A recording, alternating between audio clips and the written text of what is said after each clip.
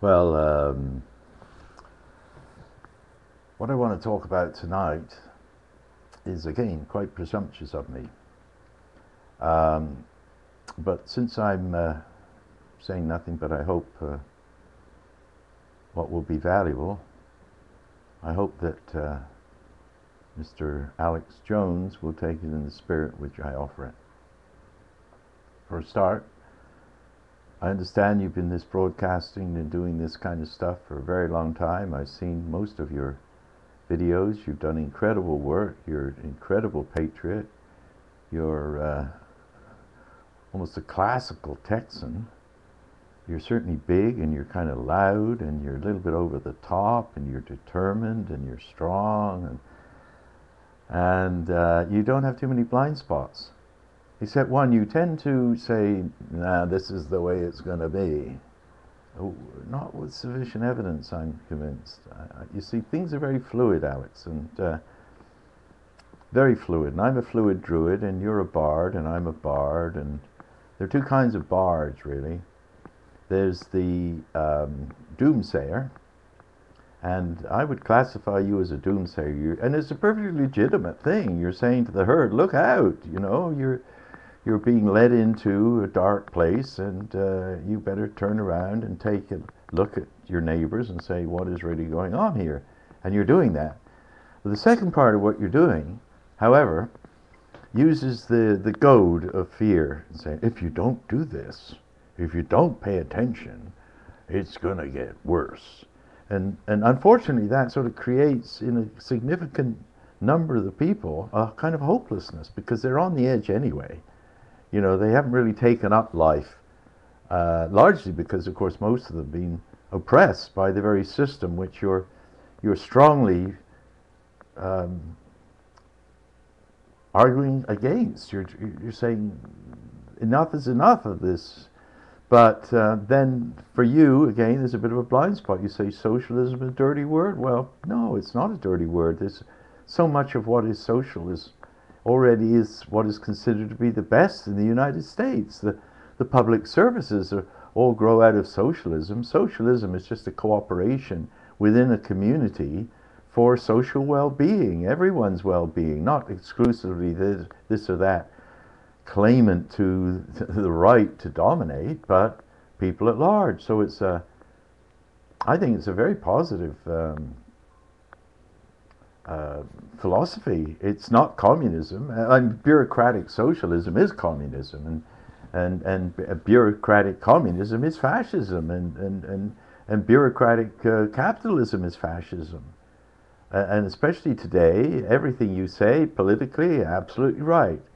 The alternative, however, is what I've been working at for a long time, and that is a caretaker government. This could be done. I've even was visited by some of Obama's people before he ever showed up on the public screen looking for good ideas. And I said, well, what you need to do is have a none of the above on the ballot, dump all these adversarial, you know, Democrats, Republicans, and have a straw drawing opportunity to you know, to if you don't like any of the parties and you refuse to vote, then I think probably your social security number should be put in a big basket and your name pulled out, and you're expected to do the job that all these people have spent millions of dollars to get. Well, that's not the way you get the job anymore. Politics is not a career option anymore. Everything, I think, from dog catcher to judge to should be in the tradition of the United States, randomly selected from those people who feel capable of doing the job. And the way to do that would be have none of the above on the ballot. If that should be first past the post, then you would have a random selection of a man and a woman who felt competent, like a grand jury, to you know, fulfill the various roles that there are. But my own view is that we can do without a great deal of bureaucracy and a great deal of government when we begin to address ourselves to the monetary issue. There's several issues that need to be addressed. One is an honorable relationship with the Aboriginal people on this land. And the United States has not done well there. The British have not done awfully well here either, but a little better maybe. But generally speaking, we need to gain respect for the land we're on and the fact that we are native born or not. We have a great debt to Mother Earth on this planet, that we are on this great piece of Turtle Island. The other thing is, I think, Alex, apart from your antithesis towards whatever brand of socialism has made you so ticked off, I have my own brand of socialism, of course. It's socialism, where it represents everyone's well-being, rich and poor alike. We have to have the left and the right wing to fly, if we're going to fly as a people. And I believe we have to get past racism and sexism and gender imbalance, and that's why I believe if you vote none of the above, man or woman, you would be put into separate circles. So you'd have a man and a woman representative from each constituency, however that constituency is, whether it's a state or and I think that we should have regular official polls, but we have to be careful because, as Stalin said, you know, I don't care how many elections we have and who people vote for, as long as I count the votes. So you know, we need to develop you know, more legitimate public poll systems. But it can be done. You know, I'm a philosopher, not a politician.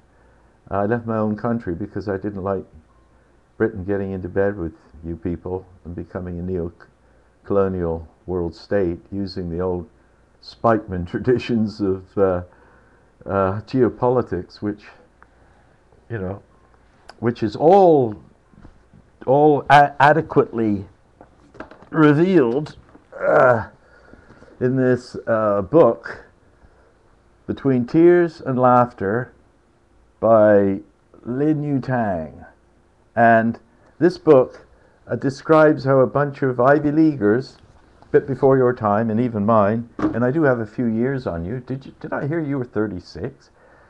Well, Alex, you're a great 36. I'm truly impressed. Anyway, hard-working guy. Yeah, I'm afraid that I don't live up to the energy standards unless I'm really pushed, and then of course, you know, I guess I do move it. But most of the time I'm looking for the leisure state, and I think most people are, rich and poor alike. And anything that threatens the leisure state, that's not to say we don't properly feel it's right to carry our load individually, that individually and collectively we have common well-being as our purpose and principle, that whether we're citizens of the United States or residents in Canada like myself or wherever we're from, we're all God's children. And I believe that's a big part of what we need to address today. So Alex, what a great patriot you are, what great work you're doing. My congratulations. I won't go into my background, but you can find it on my YouTube channel, rainbowjohn1, which is maybe where you are right now. Okay, happy trails. I might even upload this one. God bless, good night, and once again, congratulations, Alex. You're doing great work. Just don't say this is the way it's going to be.